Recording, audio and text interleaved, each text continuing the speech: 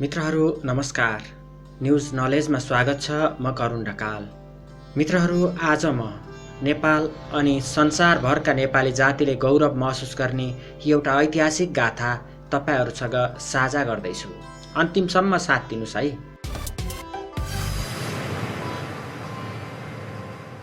गोर्खाका राजा पृथ्वीनारायण शाह नेपाल राज्यको एकीकरण अभियानमा थिए। गोर्खा वरिपरिका साना राज्यहरूलाई आफ्नो राज्यमा गावेपछि उनले सन् 1746मा नुवाकोटमा आक्रमण गरे। पहिलो युद्धमा पराजय भोगे पनि पछि उनले नुवाकोटलाई गोर्खा राज्यमा मिलाउन सफल भए। काठमाडौँ उपत्यका वरिपरिका ससाना राज्य जितिसकेपछि सन् 1767मा पृथ्वीनारायण शाहले काठमाडौँमा आक्रमण गरे। काठमाडौँका तत्कालीन राजा जयप्रकाश मल्लले आफ्नो राज्य बचाउन भारतमा कब्जा जमाइरहेको इस्ट इन्डिया कम्पनीसँग सैन्य सहयोग मागे। उनलाई सहयोग गर्न आएको अङ्ग्रेज सेनासँग गोर्खाली सेनाको सिन्धुलीगढीमा घमासान भिडन्त भयो। त्यस युद्धमा गोर्खाली सेना विजयी भयो। ब्रिटिस सेनाको भागाभाग भयो। सन् 1667 सेप्टेम्बर तदनुसार विक्रम सम्वत 1824 असोजमा भएको त्यस युद्धलाई नेपाली इतिहासमा गौरवको मानक मानिन्छ। यसै कारण आज पनि सिन्धुलीगढी प्रसिद्ध छ। त्यतिबेला ब्रिटिस सैनिक क्याप्टेन डेभिड किनलकको नेतृत्वमा 2400 अङ्ग्रेज सैनिक सिन्धुलीगढी आइपुगेका थिए। गोर्खालीसँगको भिडन्तमा उनीहरूमध्ये 1000 जना मारिएको इतिहासमा उल्लेख छ। कतिपयले त 1600 अङ्ग्रेज सिपाही मारिएको पनि उल्लेख गरेका छन्। उक्त लडाईँमा गोर्खाली सेनाको नेतृत्व सरदार वंशु गुरुङ, काजी वंशराज पाण्डे, खजान्ची वीरभद्र उपाध्याय र श्रीहर्ष पन्त लगायतले गरेका थिए। अङ्ग्रेजहरू विरुद्धको यो जित दक्षिण एसियाकै इतिहासमा पहिलो घटना थियो। सिङ्गो हिन्दुस्तानलाई नियन्त्रणमा लिएको अङ्ग्रेज फौजलाई हराएपछि गोर्खाली फौजको उत्साह कयौँ गुणा वृद्धि भयो, जसले नेपाल एकीकरण अभियानमा नयाँ ऊर्जा थप्यो। यसरी भएको थियो गोर्खाली सेनाको जित। घटना विक्रम सम्वत 1824 असोजको हो। नागबेली परेको बाटोको दायाँ बायाँ घना जङ्गल, गढीबाट करिब आधा कोसको दूरीमा रहेको डुङ्ग्रेबास भन्ज्याङमा सरदार वंशु गुरुङको नेतृत्वमा 100 जना जति गोर्खाली सेना तैनात थियो। माथि गढीमा काजी वंशराज पाण्डे, खजान्ची वीरभद्र उपाध्याय, श्रीहर्ष पन्त लगायतको नेतृत्वमा करिब 700 जति सेना तैनात थिए। अङ्ग्रेज फौज बिहानको खाना खाइसकेर गोला बारुद लगायत आधुनिक हतियारसहित गढीतर्फ अगाडि बढ्यो। भरियालाई रसद पानी बोकाएर अगाडि बढेको अङ्ग्रेज सेनाको नेतृत्व हार्डीले गरेका थिए। काजी वंशीराज पाण्डे र वीरभद्र उपाध्याय नेतृत्वको फौजले हार्डी नेतृत्वको अङ्ग्रेज सेनामाथि आक्रमण गर्यो। आक्रमणमा हार्डी सहित थुप्रै अङ्ग्रेज सैनिक घाइते भए। रसद पानी नै छाडेर अङ्ग्रेज सेनाको भागदौड मचियो। त्यही बेला सरदार वंशु गुरुङ नेतृत्वको गोर्खाली सेनाले पछाडिबाट अङ्ग्रेज सेनामाथि आक्रमण सुरु गर्यो। एकातिर वंशीराज पाण्डे र वीरभद्र उपाध्याय नेतृत्वको फौज, अर्कोतिर सरदार वंशु गुरुङ नेतृत्वको फौज। दुईतिरको आक्रमणको चेपुवामा पर्यो अङ्ग्रेज सेना। अङ्ग्रेज सेनासँग बन्दुक धेरै भएकाले केही बेर घमासान लडाईँ भयो। दुवैतिर केही सेना हताहत भए, तर दुवैतिरबाट आक्रमणको चेपुवामा परेको अङ्ग्रेज फौज अन्ततः हतियार छाडेर जङ्गलै जङ्गल भाग्यो। त्यसरी भागेकाहरूलाई पनि वंशु गुरुङ र उनी नेतृत्वको गोर्खाली सेनाले खुकुरी प्रहार गर्दै ध्वस्त पारे।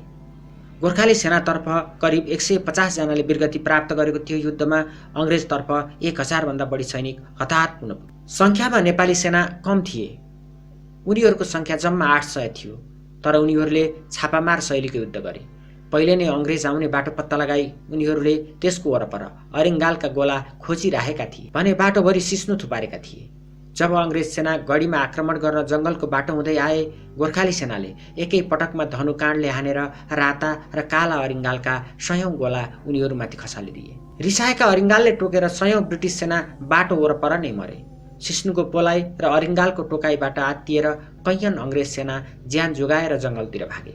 अङ्ग्रेज सेनाले ठूलो क्षति बेहोर्नु परेपछि कप्तान किनलक हार स्वीकार गर्दै बाँकी रहेको फौज लिएर जनकपुरतर्फ लागे। यस युद्धमा गोर्खाली फौजले थुप्रै हात हतियार पनि हात पारे। ती हतियार त्यसपछि लडाईँमा गोर्खाली फौजका लागि ठूलो सहयोगी बने। विश्वका विभिन्न मुलुकमाथि विजय प्राप्त गर्दै र तिनलाई उपनिवेश बनाउँदै अगाडि बढेको अङ्ग्रेज फौजले दक्षिण एसियामै पहिलोपल्ट ठूलो पराजय भोगेको स्थान सिन्धुलीगढी हो। कसैले त एसियामै पहिलोपटक अङ्ग्रेजको हार भएको पनि उल्लेख गरेका छन्। हुन त त्यो अङ्ग्रेज फौज काठमाडौँ तत्कालीन कान्तिपुरका राजा जयप्रकाश मल्लको सहयोगार्थ आएको थियो। तर विश्वभर औपनिवेशिक शासन कायम गर्दै आएको अङ्ग्रेज सिन्धुलीगढीमा विजय हात पार्न सफल भएको भए सारा नेपाललाई पनि आफ्नो अधीनमा राख्न सफल हुने थियो भन्ने विश्लेषण इतिहासकारहरूको छ। ब्रिटिस सेना विरुद्ध नेपाली फौजको यो विजयको स्मरण गरेर सिन्धुलीगढीमा हरेक वर्ष कार्तिक 24 गते विजय उत्सव मनाइन्छ। यसरी उत्सव मनाउने चलन विक्रम सम्वत 2067 सुरु भएको हो। पछिल्लो समय सिन्धुलीगढी पर्यटकीय गन्तव्यका रूपमा समेत विकसित हुँदैछ। त्यसैले अब हामी सिन्धुलीगढी कहाँ पर्छ त्यसबारे चर्चा गरौँ। त्यस पहिले एउटा अनुरोध गरे, नेपाली जातिको वीरतापूर्ण यो इतिहासको सम्मानमा एउटा लाइक र एउटा शेयर है त। अनि च्यानल सब्सक्राइब गर्नुभयो त? छैन भने त्यसका लागि पनि आग्रह। कहाँ पर्छ सिन्धुलीगढी?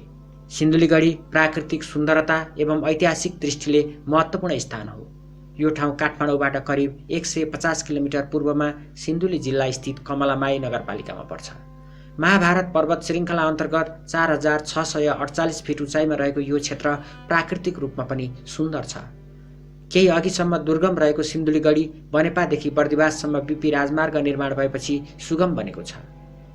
सिन्धुलीगढी नेपाल अङ्ग्रेज युद्धको जीवित दस्तावेज हो। त्यस क्षेत्रमा निर्माण गरिएका अप्ठ्यारा खाल्डा, शत्रुलाई आक्रमण गर्न बनाइएका आड तथा दुर्गहरू अहिले अचम्म लाग्दो देखिन्छन्। यो क्षेत्र घुम्दा त्यसबेला नेपाली योद्धाले गर्ने युद्ध रणनीतिको अनुमान लगाउन सकिन्छ। सिन्धुलीगढी 2020 सम्म सिन्धुली जिल्लाको सदरमुकाम समेत थियो। सदरमुकाम तल सारिएपछि भने गढी भग्नावशेषमा फेरिँदै गयो। पछिल्लो समय गढीको संरक्षण र संरचना पुनर्निर्माणको काम अघि बढाइएको छ। नेपाल सरकारले नेपालका घुम्नुपर्ने 100 स्थानमा समेत सिन्धुलीगढीलाई समावेश गरेको छ। मित्रहरू, हामी यो श्रृङ्खलाको अन्तिममा आइपुग्यौँ। भिडियो हेर्न समय दिनुभयो, मलाई अन्तिमसम्म साथ दिनुभयो, धेरै धेरै धन्यवाद। एउटा कुरा फेरि भन्न मन लाग्यो, तपाईँको एउटा लाइक अनि एउटा सेयर हाम्रा लागि अमूल्य सहयोग हो। यसले नयाँ नयाँ ज्ञान र सूचना सहितका थप सामग्री तपाईँसम्म ल्याइपुर्याउन हौसला थप्नेछ।